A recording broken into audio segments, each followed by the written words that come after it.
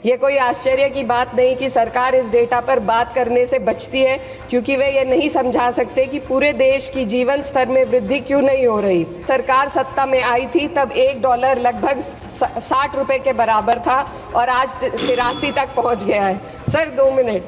रुपए की इस गिरावट का सीधा असर आम जनता पर पड़ता है। इस सरकार की मौजूदा वित्तीय नीतियां पूरी तरीके से अमीरों के पक्ष में झुकी हुई है।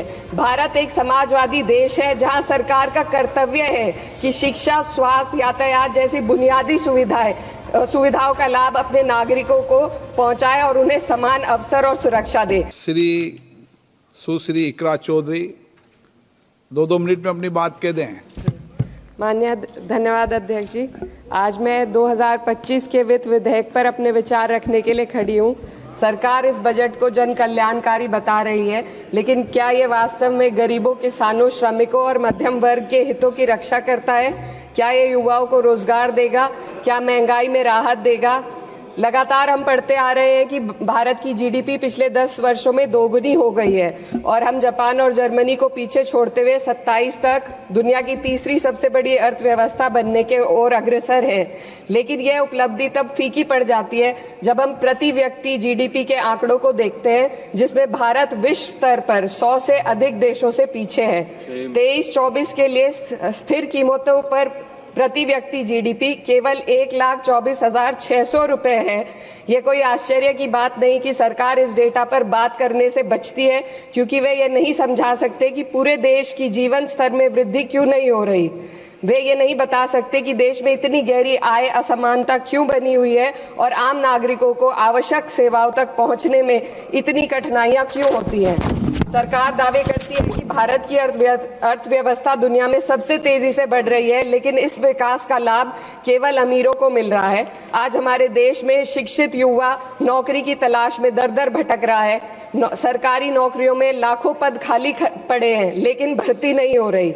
निजी क्षेत्र में भी नौकरियों की संख्या घटती जा रही है। उधर देश की शीर्ष 1% अमीरों के पास 40% से अधिक संपत्ति है, जबकि करोड़ों लोग 2 वक्त की रोटी के लिए संघर्ष कर रहे हैं। यह आर्थिक असमानता लगातार बढ़ रही है क्योंकि सरकार की नीतियां बड़े उद्योगपतियों को फायदा पहुंचाने के लिए बनाई जा रही है, जबकि गरीबों और मध्यम वर्ग को महंगाई और टैक्स के बोझ तले दाबा जा रहा है। जब यह सरकार सत्ता में आई थी तब $1 लगभग 60 रुपए के बराबर था और आज 83 तक पहुंच गया है। Sir 2 minute. रुपए की इस गिरावट का सीधा असर आम जनता पर पड़ता है। इस सरकार की मौजूदा वित्तीय नीतियां पूरी तरीके से अमीरों के पक्ष में झुकी हुई है। भारत एक समाजवादी देश है जहां सरकार का कर्तव्य है कि शिक्षा, स्वास्थ्य, यातायात जैसी बुनियादी सुविधाओं का लाभ अपने नागरिकों को पहुंचाए और उन्हें समान अवसर और सुरक्षा दे। भारत के सरकारी स्कूलों और अस्पताल की हालात लगातार बद से बदतर होते जा रहे हैं। सर बस किसानों पर अपनी बात रखना चाहती हूँ। हमारा देश तब तक सशक्त नहीं हो सकता जब तक हमारे किसानों को उनका हक नहीं मिलता। 2023-24 में भारत की 46% श्रमिक आबादी कृषि क्षेत्र में कार्यरत थी, फिर भी इस क्षेत्र को नजरअंदाज किया जा रहा है। सरकार किसानों की आय दुगनी करने का वादा करती है, लेकिन असलियत यह है कि खेती की लागत बढ़ रही है, जबकि किसानों की आमदनी स्थिर बनी हुई है। ट्रैक्टर और हार्वेस्टिंग मशीनों पर 12% जीएसटी में। सर 1 मिनट सर, किसानों का मुद्दा है, बस 1 मिनट सर, खत्म कर लें। हार्वेस्टिंग मशीनों पर 12% जीएसटी से किसानों को परेशानी और बढ़ रही है।